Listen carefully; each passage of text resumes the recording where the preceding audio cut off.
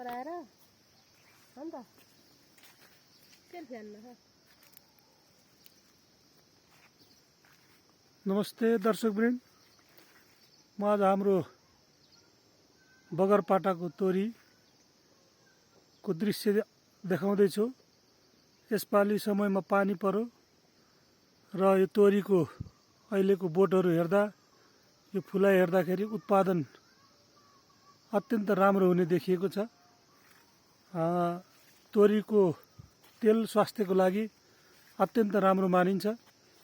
त्यसैले उत्पादन गर्दा तोरीको तेल नै सबैले उपयोग गर्नु स्वास्थ्यको लागि पनि अत्यन्त राम्रो हुन्छ र स्वास्थ्य सबैभन्दा मान्छेको सबैभन्दा ठुलो धन हो। स्वास्थ्य भयो भने अन्य कुराहरू प्राप्त गर्न सकिन्छ।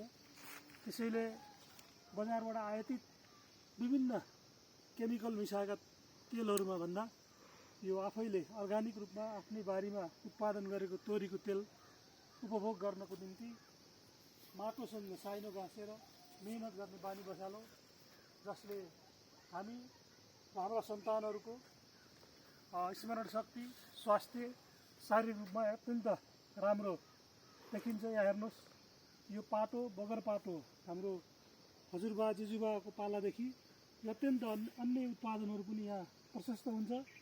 खास गरी तोरी, यो हाम्रो गाउँमा तोरी उत्पादनको हिसाबले अत्यन्त राम्रो ठाउँ मानिन्छ। रातो माटो छ र यसलाई थोरै सिँचाइको व्यवस्थापन मात्रै भयो भने अत्यन्त तराईमा जस्तो तोरी फल्ने गर्छ।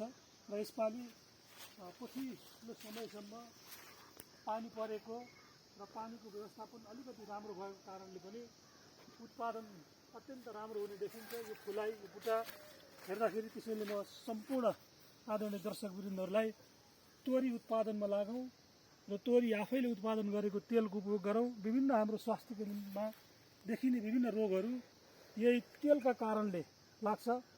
मलाई लाग्छ बजारमा विभिन्न फ्लेभरका तेलहरू प्राप्त हुन्छन् र तोरीको तेल भनिन्छ, तर पनि त्यो वास्तवमा तोरीको तेल नभएर विभिन्न केमिकलमा फ्लेभर मिसाएका तेलहरू हुन्। त्यसैले जागर गरौँ, मेहनत गरौँ र आफ्नै उत्पादनमा निर्भर गरौँ र आत्मनिर्भर बनेर देशलाई पनि समुन्नत बनाऊ। हस्, धन्यवाद, नमस्कार।